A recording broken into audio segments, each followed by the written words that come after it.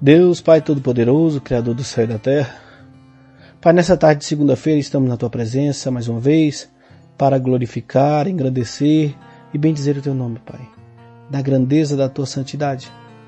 Pai, estamos aqui diante de Ti nesta tarde para que seja feita a Tua vontade em nossas vidas, que o Teu reino venha estar neste mundo se fazendo presente, né, na sua totalidade, na sua graça, na sua palavra.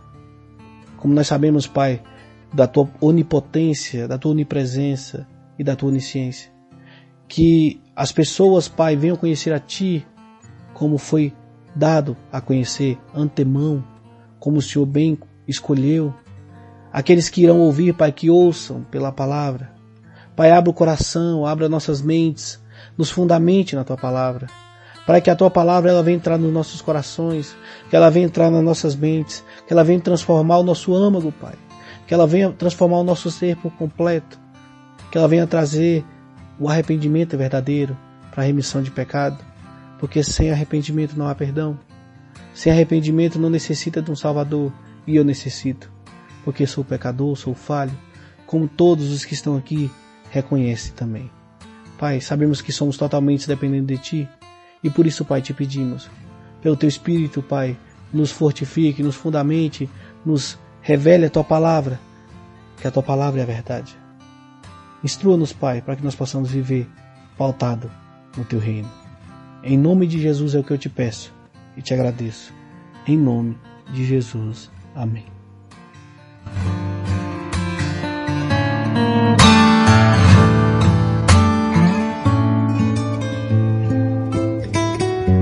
Você está ouvindo o programa Caminho e Verdade.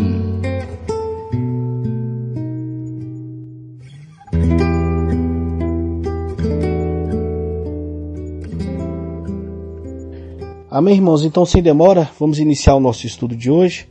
É um estudo um pouco menor, um pouco mais curto, mas para a glória do nome de Deus, nós não temos pressa, como eu venho dizendo aqui. Eu não quero atropelar temas, temas importantes, temas que são também problemáticos no que se diz respeito o seu entendimento, no que se diz respeito à sua concordância, mas nós temos que aqui estudar no seu contexto correto, estamos aqui com responsabilidade para isso. Então hoje nós estudaremos o Evangelho de Jesus, conforme Mateus. Eu convido os irmãos a abrirem as suas Bíblias aí, Evangelho de Jesus, conforme Mateus. Semana passada nós estudamos até o 14, Evangelho de Jesus conforme Mateus, capítulo 12, dos versículos 15 ao 21 hoje. 15 ao 21 hoje, nessa segunda-feira, início de abril, para a glória de Deus. Você que está ouvindo aí posteriormente, estamos aqui hoje, dia 4 de abril de 2022, para a glória de Deus. Então, na semana passada nós vimos do 9 ao 14, hoje veremos do 15 ao 21, se assim Deus permitir, amém? Mas eu creio que sim, é um estudo um pouco mais sucinto, mas para que na semana que vem nós possamos estudar com mais afinco a respeito das passagens que ali estão contidas. Então, o Evangelho de Jesus conforme Mateus, capítulo 12, versículos do 15 ao 21. A versão que eu estou utilizando aqui, irmãos, como eu gosto sempre de avisar os irmãos, é a versão King James 1611, uma versão mais tradicional, com um pouco de palavra mais formal, E independente disso, você pode estar usando aí qualquer tradução que facilite a você, nova tradução da linguagem de hoje, ou a NVI, nova versão internacional, ou a Almeida Revista Atualizada, a ARA, qualquer uma. Mas o importante aqui, irmãos, é o texto em si e o contexto. Amém, irmãos? Não é a tradução português, não. Amém, irmãos? Então vamos ler o texto de hoje, Evangelho de Jesus conforme Mateus, capítulo 12, versículo 15 ao 21. Na minha versão vai dizer assim: Mas Jesus, sabendo disso, retirou-se dali, e grandes multidões o seguiam, e ele curou a todos, e os advertiu de que não deveriam fazê-lo conhecido. para que pudesse se cumprir o que fora dito pelo profeta Isaías, dizendo: Eis aqui o meu servo, que eu escolhi, o meu amado, em quem a minha alma se satisfaz. Eu colocarei sobre ele o meu espírito, e ele mostrará aos gentios o juízo ou a sua justiça. Não contenderá, nem clamará. Nenhum homem ouvirá a sua voz nas ruas. Não esmagará a cana quebrada, e não apagará o pavio que fumega, até que ele envie a justiça para a vitória. E no seu nome os gentios confiarão. Amém, irmãos? Esse aqui é o capítulo 12, né? Versículos 15 ao 21. Nós vimos ali que no início do versículo 15 começa: Mas Jesus, sabendo disso, retirou-se dali. Então vamos dar uma introdução aqui, né, a respeito do que estamos falando, visto que alguém pode ter perdido o estudo passado, né, do início do capítulo 12. Estamos aqui no contexto de quê? Né, nós vimos aqui desde o início do capítulo 12, irmãos, né, Jesus Cristo, ele falando, né, e trazendo ali o sentido literal e o seu sentido espiritual da palavra Shabat, do sábado, né, dos princípios bíblicos a respeito de guardar um dia para o Senhor, né, os fariseus ali tentando de qualquer maneira incriminar os discípulos de Cristo até o versículo 8, né, e depois nós vimos o próprio Cristo dos versículos 9 ao 14, falando que os discípulos tinham infringido a lei por quebrarem espigas, e Jesus explicando que não era infringir a lei, explicou ali, deu 3 contextos ali sobre Davi, sobre os sacerdotes, e sobre ele ser o Senhor do sábado. E logo após ele entrando na sinagoga, que foi os versículos 9 ao 14, que vimos na semana passada, né, os fariseus, os saduceus, os escribas, como diz o texto de Lucas e de Mateus ali paralelamente, no seu capítulo, Marcos capítulo 3, Lucas capítulo 6, né, os fariseus, sabendo que Jesus Cristo ia para ali, que era de costume ir para a sinagoga no sábado, arrazoaram ali com os herodianos, um grupo que era a favor do poderio de Herodes, ali do reinado da família de Herodes, né, um povo ali mais político, né, e eles estavam ali arrazoando, tramando, macamunando ali a morte de Cristo, tentando matar Jesus mesmo. Ali já começou uma perseguição verdadeira, ferrenha contra Cristo, né, e viram a oportunidade, porque nós vimos que eles colocaram, além do princípio do sábado, eles colocaram 39 regras, né, para que aquele sábado fosse além do, melhor ainda, né, que eu posso dizer, para que não fosse somente um dia do Senhor, como diz aqui Spurgeon, mas ele se tornou mais um opressor, uma carga, um fardo, né, e Jesus Cristo já sabia disso, porque no capítulo 11 ele fala: Vinde a mim, vós que estáis cansados e sobrecarregados, que eu vos aliviarei, lançai sobre mim o vosso fardo, porque meu jugo é suave e meu fardo é leve.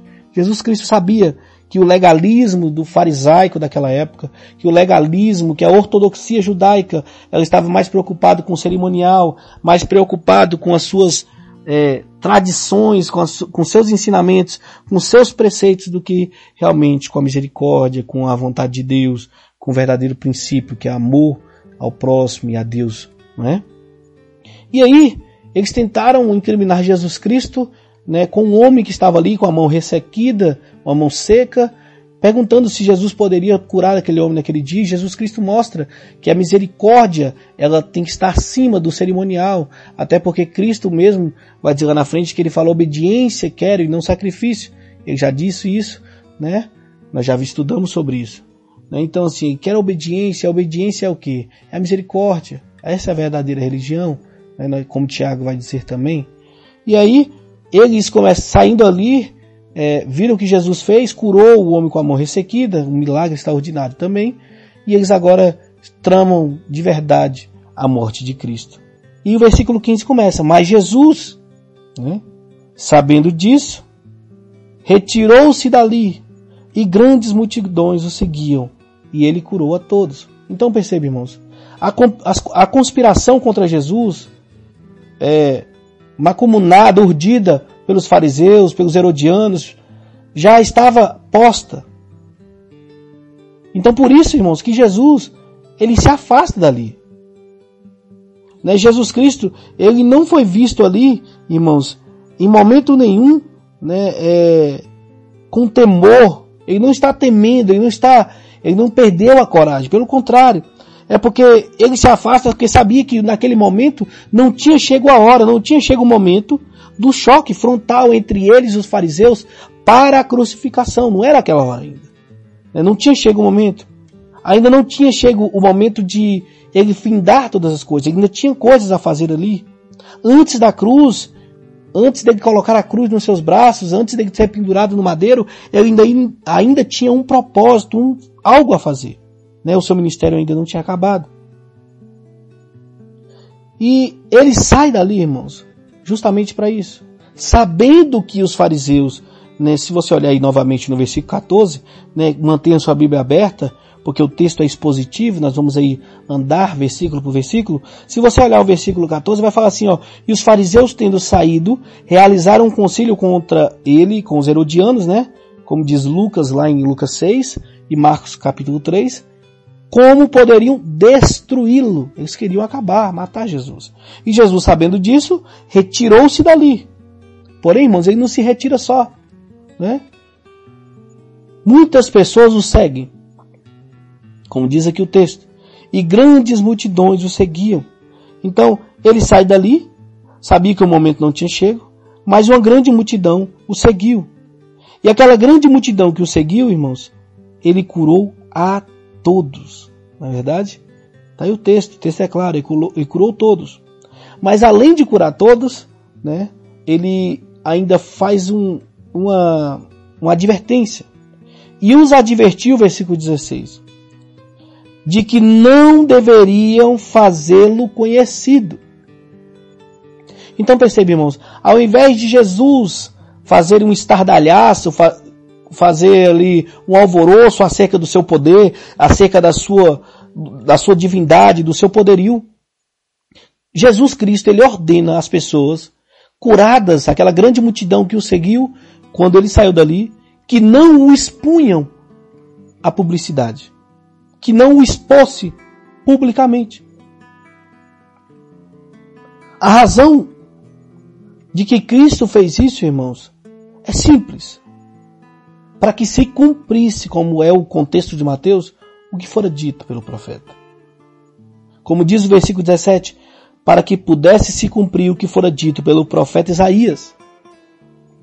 Então, se nós voltarmos um pouco no tempo aí, desde o início dos estudos que nós temos feito aqui a respeito do Evangelho de Jesus conforme Mateus, nós vimos que o Evangelho de Jesus conforme Mateus, ele é um Evangelho, com certeza ele pode ser lido por qualquer nação, mas o seu foco, a sua escrita, a sua base ortográfica ali, o seu método de escrita, a sua composição foi justamente para provar aos judeus, primeiramente, que Jesus Cristo era o Messias esperado por eles. Que Jesus, o Cristo, Yeshua HaMashiach, né? Jesus, Messias, Yeshua HaMashiach, ele era o Mashiach, Yeshua era o Mashiach, né? Jesus é o Cristo em grego, né? Jesus é o Cristo em grego. Então, o foco de Mateus aqui é provar que Jesus é o Messias, e nada melhor do que citar o Velho Testamento para embasar a tese dele. Porque nós sabemos que a lei que os judeus viviam na época, que é a Torá, as profecias, os livros poéticos, era nada mais e nada menos do que o nosso Velho Testamento. Com certeza continha algumas coisas, alguma tradição ali, tradição oral, mas a lei em si era a Torá, que era o Pentateuco, e as profecias, os livros poéticos.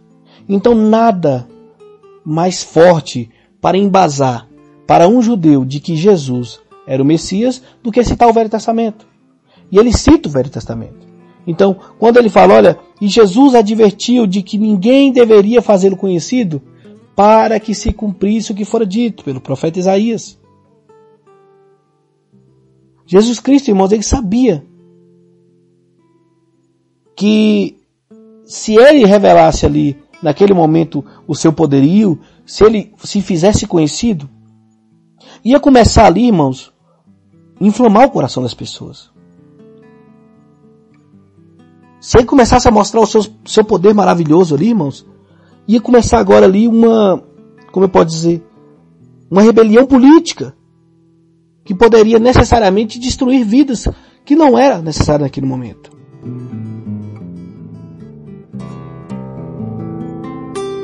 Então, irmãos, Jesus Cristo ele faz justamente isso. Para que quê? Para que se cumpra o que o profeta Isaías citou. E aqui, irmãos, eu abro um parêntese para citar aqui, né, que é uma citação um pouco curiosa. Por quê? Essa citação de Isaías é uma citação lá em Isaías capítulo 42, versículos do 1 ao 4, né? E você pode analisar comigo, se você for lá, a priori você vai pensar o contexto não é esse. Fala assim, olha, mas o contexto não é de Jesus. O contexto é do rei Ciro. O rei Ciro trazendo juízo àquele povo, né? O rei Ciro trazendo juízo àquele povo. Porque o povo estava pecando contra Deus. E, irmãos, o sentido original da citação, né, de Ciro destruir tudo, avançando, conquistando, sem que nada detivesse a Ciro, né, e o profeta Isaías vendo essas conquistas como parte do plano de Deus definitivo, né, ali aquela nação, Israel, né, que é a sua profecia ali, a Israel e a Judá, né, em si, né, para o plano de Deus. O profeta Isaías via Ciro como um conquistador generoso. Mas embora essa citação era sobre Ciro ali originalmente, a profecia ela só se cumpre totalmente, ela só se dá cumprimento em Jesus. Por exemplo, na época de Ciro, esse rei, o persa, ele dominou somente ali o mundo oriental. Mas o texto ele vai citar justamente de que esse rei, esse dominador, ele dominaria o mundo inteiro. O Senhor de todo mundo é Jesus. Então, em Jesus essa profecia se cumpre literalmente.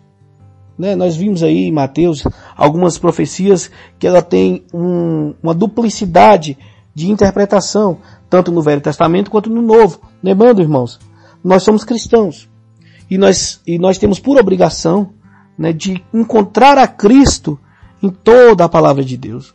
Nós vimos ali, desde Gênesis, Apocalipse, como nós bem sabemos, Cristo ele é a centralidade da palavra. Deus é a centralidade da palavra. Jesus, o Pai e o Espírito Santo. Essa triunidade, ela é a centralidade do Evangelho.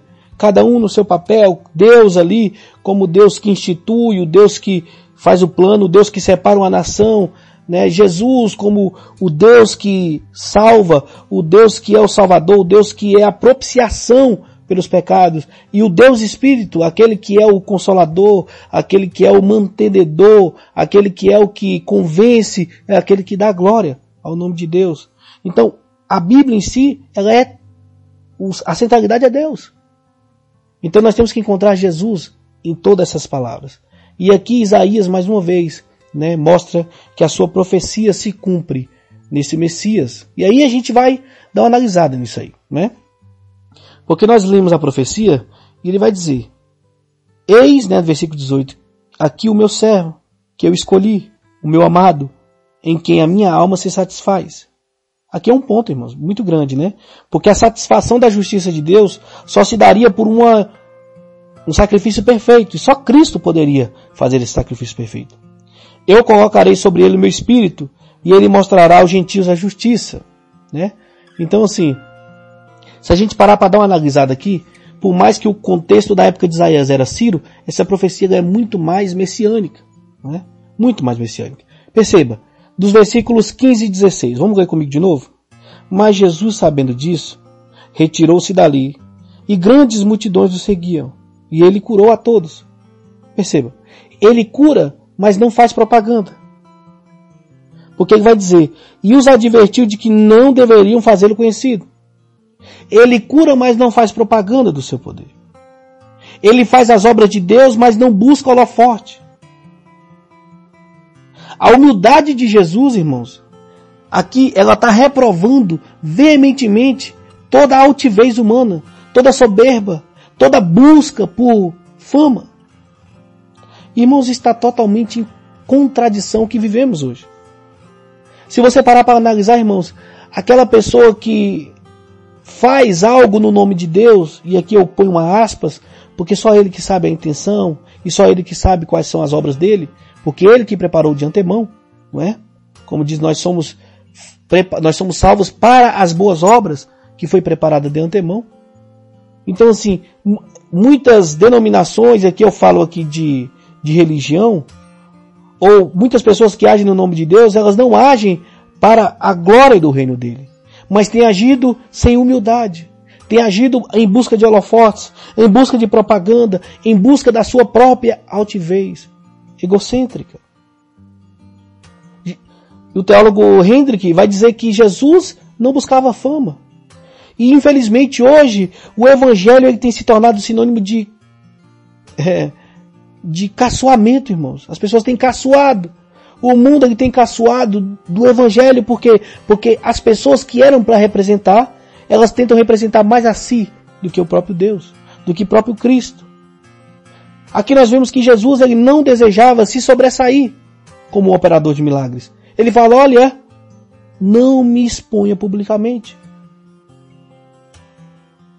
A exibição vã, a glória terrena, não era a razão pela qual Jesus tinha se feito carne, a qual ele tinha vindo peregrinar entre os homens. Não foi essa a razão. E nos versículos 17 e 18, vai mostrar que esse Jesus, o Messias, ele tem poder. Versículo 15 e 16 vai mostrar, né? Que ele tem poder, mas não é altivo. Ele não quer fama, ele não quer holofote. Os versículos 17 e 18 vai mostrar que ele é servo e amado de Deus. Perceba, versículo 17 e 18, eu já disse aqui. Para que pudesse se cumprir o que fora dito pelo profeta Isaías. Eis aqui o meu servo, que eu escolhi, o meu amado, em quem a minha alma se satisfaz. Eu colocarei sobre ele o meu espírito, e ele mostrará aos gentios o juízo ou a justiça, em outras traduções. Então percebe, irmãos, ele é o servo escolhido de Deus, em quem o Senhor, Deus, se compraz.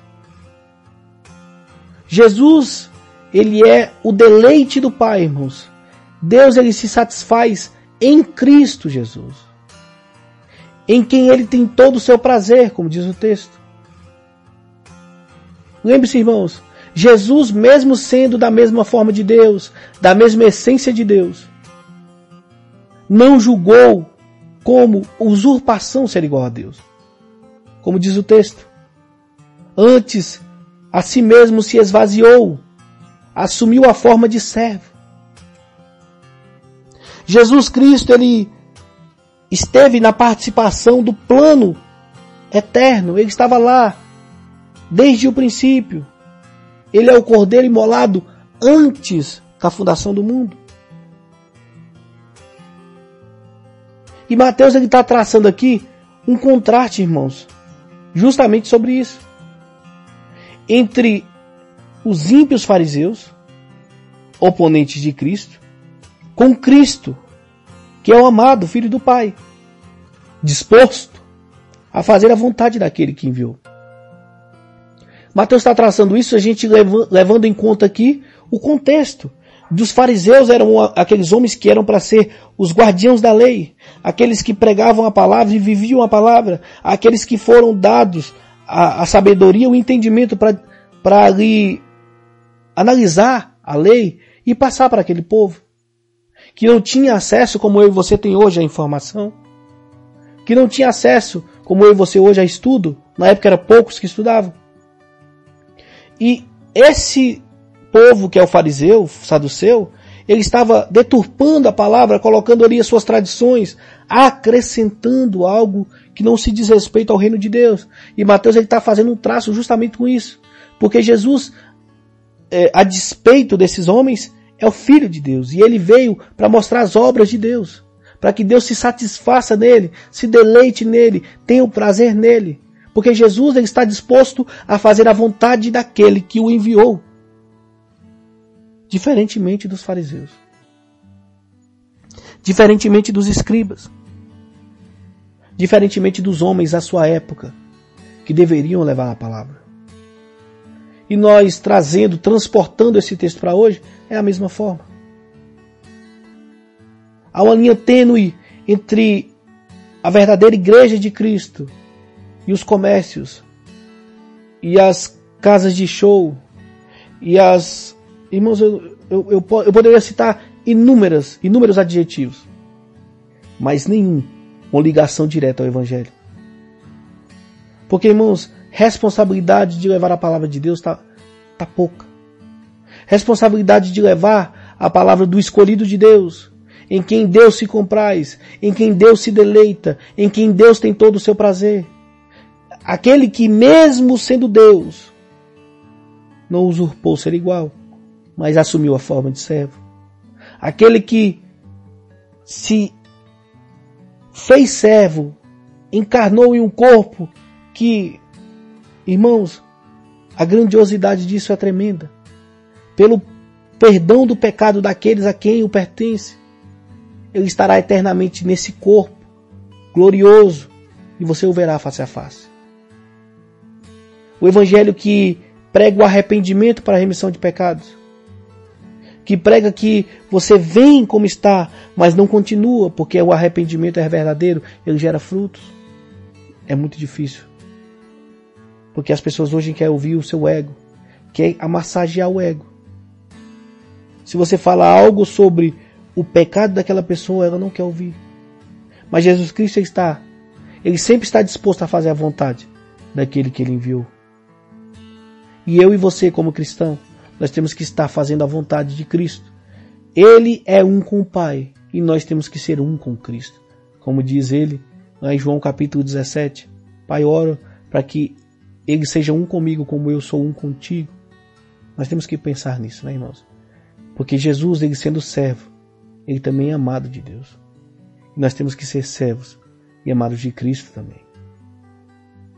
E o versículo 18, na parte final aí, vai dizer: e eu colocarei sobre ele o meu espírito, e ele mostrará aos gentios a justiça. Percebe, irmãos? Jesus, ele foi concebido por obra do Espírito Santo. Nós sabemos. O plano de salvação, ele é eterno. E Isaías, esse próprio Isaías vai citar que da virgem daria luz. E daria luz ao filho e chamaria de Emanuel, Deus conosco. Esse é o Jesus. Concebido por obra do Espírito Santo, obra virginal, sem pecado algum. Foi revestido com o Espírito Santo no seu batismo. Lembre-se, irmãos, daquele texto famoso que nós lemos aqui no Evangelho de Jesus, conforme Mateus capítulo 3, aonde Jesus vai ao encontro de João Batista para ser batizado, e João Batista naquele senso de saber do seu lugar, porque João Batista sabia quem Jesus era. Mesmo posterior tendo uma dúvida, mas ele sabia naquele momento. E ele tentando compelir a Jesus: olha, não posso te batizar, eu preciso ser batizado por ti. E Jesus fala: olha, João, calma, né? Vou parafrasear aqui. É necessário que se cumpra a justiça. Olha aí, a justiça é isso, é a lei, é a palavra. As profecias sobre ele teriam que ser cumpridas. E Isaías está dizendo: eu colocarei sobre ele o meu espírito, e ele mostrará aos gentios a minha justiça.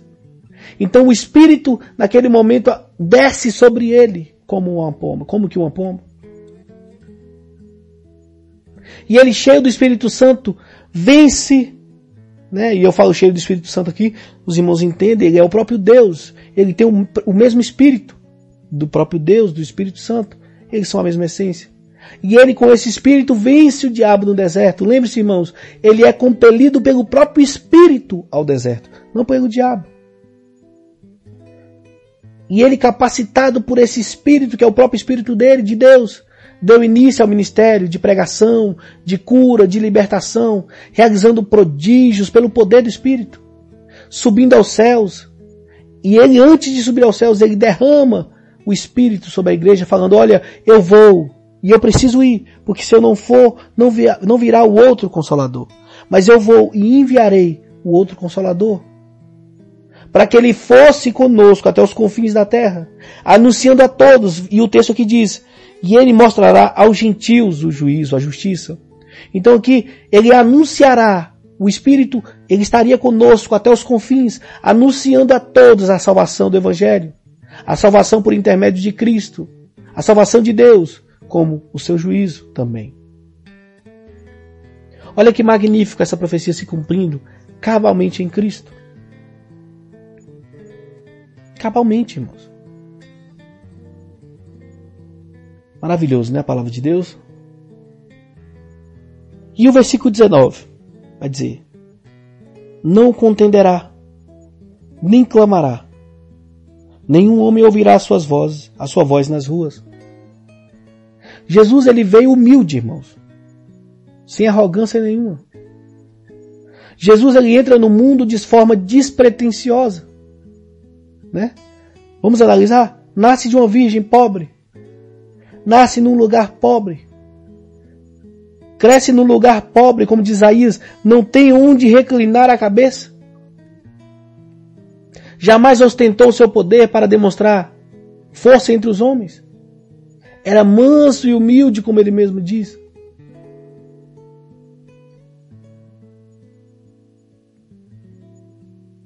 Como diz Fritz Heine, esse quadro maravilhoso que Jesus traça aqui, através desse evangelho, Mateus traça, né, por Jesus, ele nos dá consolo, nos dá força, porque nós andarmos no caminho de Deus, como ele delineou a cada um de nós com nossa responsabilidade humana, sem olhar para a direita nem para a esquerda, sem ter em mente alvos e desejos pessoais.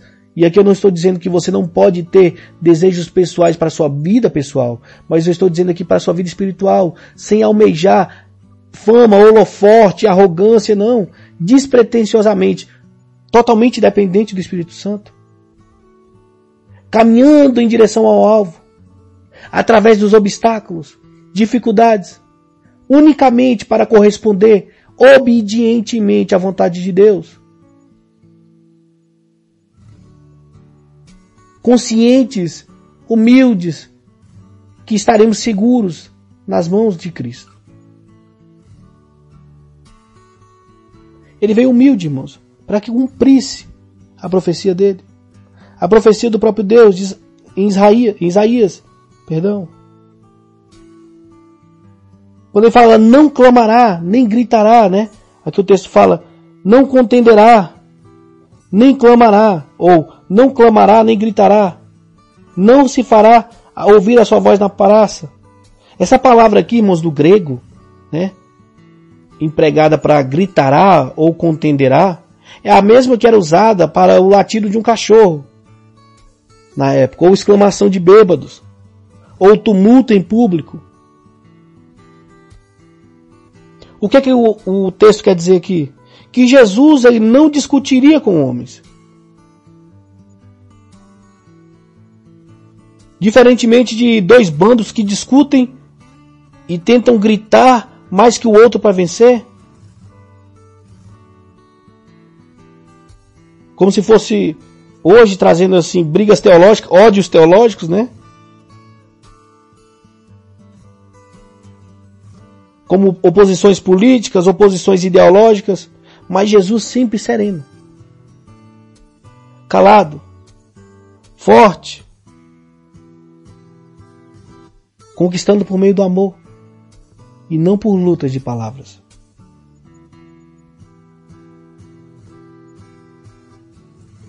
Não quebrará a cana. Não quebrará a cana. Ou não esmagará a cana quebrada, né? Nem apagará o pavio que fumega.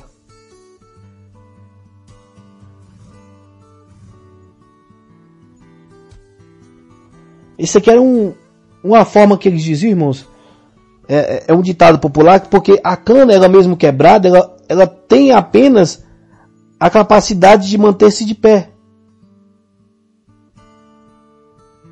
Por exemplo, o pavio que fumega é aquele pavio que não mostra luz, mas fica com aquela brasazinha acendendo, que não vai adiantar nada em nada ali, que não vai fazer, como eu posso dizer, que não vai fazer a sua função. O pavio que fumega é como se fosse, não sei se os irmãos entendem, ou conhecem, né, candeia, ou lampião, que se tivesse com uma brasinha bem pequenininha. Porque o pavio que fumega é porque antigamente era um paviozinho que eles colocavam para iluminar, e ali fumegando é que ele não estava em luz, mas estava ali só em brasa. Então ele não serviria para iluminar. Não vai quebrar a cana quebrada, não vai esmagar a cana quebrada e nem apagar o pavio que fumega. O testemunho do homem pode ser débil, pode ser temeroso. A luz pode ser uma penumbra. Mas Jesus não veio para desanimar. É isso que ele está dizendo aqui. Ele não veio para pisar naquele que está quebrado, não. Ele não veio para apagar aquele que está apagando, não. Ele veio para aumentar as chamas. Ele veio para consertar o quebrado. Ele não veio, irmãos, para tratar o fraco com orgulho, para desanimar, e sim para infundir coragem. Ele não veio tratar o fraco com orgulho, mas sim para compreender ele. Ele não veio para apagar essa chama, e sim para fazê-la se tornar uma luz mais clara e mais potente. Porque ele é a luz. E nós estando nele, nós seremos luz também. Ele é o fundamento. E nós estando nele, nós vamos ficar firmes também.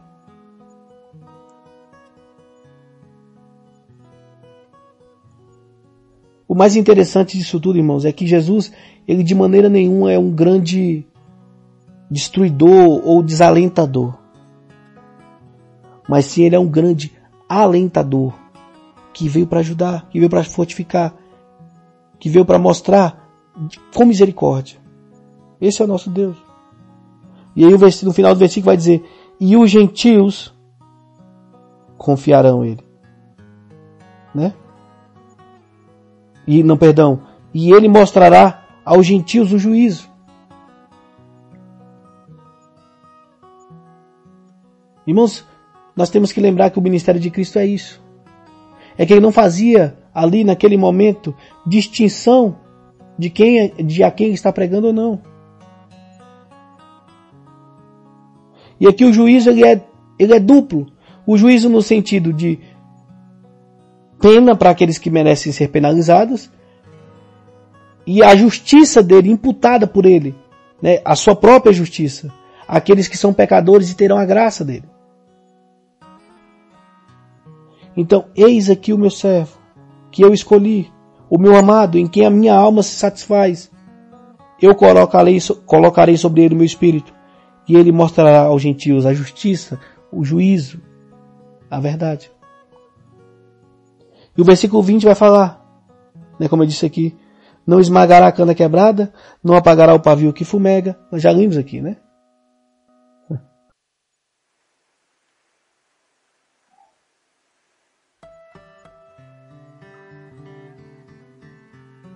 Irmãos, nós temos que lembrar que nós que servimos a Deus não devemos aparecer como um conquistador, ou com holofotes, como sendo o doutor da verdade, não. Nós temos que ter compaixão, estar disposto a descartar, o nosso ego, a nossa altivez, em prol das pessoas que estão necessitadas, em prol daqueles que estão quebrados, em prol daqueles que estão apagados, até que chegue o dia do juízo. Lembre-se, irmãos, Jesus usou o poder dele para curar. Jesus estendeu as mãos não para esmagar os fracos, mas para ajudar os fracos. Jesus ele não usou o poder dele para condenar naquele momento, mas para perdoar. Como ele diz, eu não vim para julgar, mas para salvar. Aquele momento Jesus ele veio para salvar e nós estamos aqui para dar legado a isso, mostrar que a salvação é por meio dele. É só ele quem salva. Ele foi amigo dos pecadores, lembre-se disso, irmãos. Ele sentou, e aqui, lembre, olhe bem o que eu estou dizendo. Ele não é complacente com o pecado. Não é. Nenhum pecado será tolerado por Deus. Mas aqueles pecadores que abandonam o pecado, eles terão totalmente acesso. Porque o que corta a intimidade com Deus, irmãos, é o pecado. Todos nós pecamos. Como diz João, aquele que diz que não peca é mentiroso. Mas a diferença é de quem tem prazer em pecar. De quem vive em pecado. Ou de quem comete pecados esporadicamente. Jesus Cristo, ele acolheu aqueles que eram inacolhíveis. Ele tocou aqueles que eram intocáveis. Alimentou os famintos. Deu esperança àqueles que estavam sem esperança.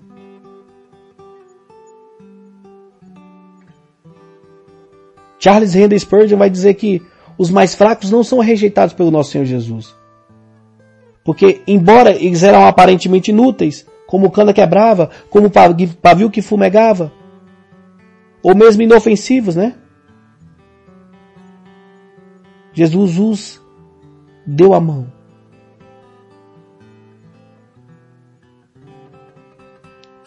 Jesus sustentou. Jesus perdoou.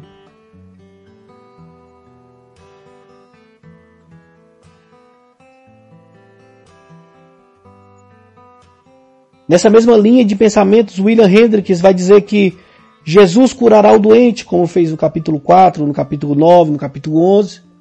Buscará salvar os publicanos e pecadores, como nós vimos no capítulo 9. Confortará os que choram, como diz o capítulo 5. Animará os temerosos, como diz o capítulo 14, nós vamos ver. Encherá de convicção os que têm dúvida, como nós vimos no capítulo 11. Alimentará os famintos, nós veremos no capítulo 14. Concederá perdão aos que se arrependem. Capítulo 9 nós já vimos. Porque Ele é o Deus conosco. Jesus, irmãos, Ele vai continuar cuidando. Como Ele cuidou de mim e cuidou de você. Que outrora éramos canas quebradas, pavio que fumegava. Jesus, Ele vai continuar buscando e salvando os perdidos, até que a cortina da história se feche.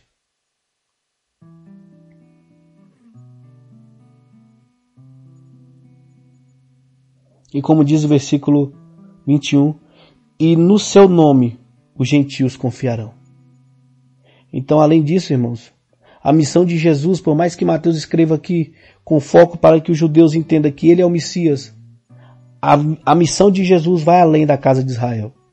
E no seu nome esperarão os gentios. Lembrando, né, naquela época gentio é para todo aquele que não era israelita. E o Messias, mesmo sendo judeus, é a esperança dos gentios. Nós temos que lembrar disso, irmãos. É por ele que nós somos salvos hoje. É por intermédio dele, é por intermédio do sacrifício. O castigo que nos traz a paz estava sobre ele. E pelas suas pisaduras nós fomos sarados. É pelo sacrifício salvífico de Cristo que estamos aqui hoje. Para a glória do nome dele. Irmãos, que nós possamos entender isto. O nome de Cristo é o único nome em quem os povos têm salvação. O nome de Cristo é o único que pode nos redimir. Não há outro redentor. É o único que pode mediar. Não há outro mediador. É o único que tem salvação. É só Jesus Cristo que salva, irmãos. Anuncie. Anuncie aonde você for. É só Jesus Cristo que salva. É só pelo nome dele que traz redenção, que traz mediação. É só ele. Como diz João 8,36. E se pois o Filho vos libertar, se pois o Filho vos libertar. verdadeiramente sereis livres. E para que se cumprisse todas as Escrituras, para que se cumprisse o que foi dito pelo profeta Isaías, ele fez dessa forma. Não contendeu, nem clamou, não diminuiu aqueles que estavam caídos, nem apagou aqueles que estavam se apagando. Mostrou o juízo, mas também trouxe a confiança. Esse é o nosso Deus. Esse é Jesus Cristo. Yeshua HaMashiach. Jesus Cristo, o Messias. Que Deus possa abençoar a sua vida. Eu espero que você tenha compreendido esse estudo de hoje, falando de Jesus, da sua missão, de como ele veio, como humilde servo, ele tem poder, mas não busca holoforte, aquele que, ao mesmo tempo sendo servo, é o amado de Deus, aquele que foi concebido e revestido pelo Espírito Santo, aquele que vem humildemente, mas não com arrogância, aquele que age com misericórdia e não com truculência, e aquele que é o único, que mesmo sendo judeus, é a esperança dos gentios, aquele que é o único nome ao qual nós devemos ser salvos, aquele que é o único nome ao qual traz redenção, aquele que é o único mediador. Só Jesus Cristo salva. Irmãos, que você vá e anuncie isso a todos. Amém? Então que Deus abençoe a todos, irmãos. Eu quero desde já agradecer a cada um dos irmãos que participaram conosco desse estudo de hoje, aos irmãos ali da Massa Vidro, a empresa do nosso irmão Dimas Alves, a todos os que estão ali ouvindo, que Deus abençoe grandemente a vida dos nossos irmãos, aos irmãos ali também da loja Sólida Vidros aqui em Brasília, que Deus abençoe grandemente ali na pessoa também da nossa irmã Gildete, Então a Massa Vidro, aos irmãos ali, nosso irmão Erasmo, nosso irmão ali Renato, todos os irmãos que se fazem presentes, estão ouvindo ali conosco, Deus abençoe grandemente os irmãos, ali na Sólida Vidros também, que Deus abençoe a todos. E a todos os irmãos que estão ouvindo conosco, um grande abraço, Deus abençoe. Fique com o hino agora para a glória de Deus, e que Deus abençoe a sua semana. Vamos orar? Eu convido você a orar, e logo após a oração vamos ficar com o hino. Amém? Que Deus abençoe a sua vida, meu irmão. Um forte abraço, vamos orar.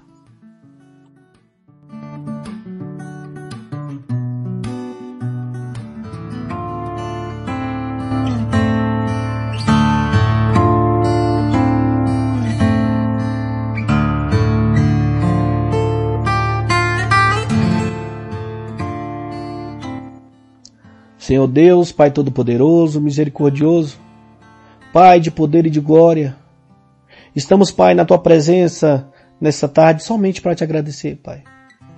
Mais uma vez engrandecer o Teu nome e bendizer a Ti, que é o único digno de louvor e de adoração.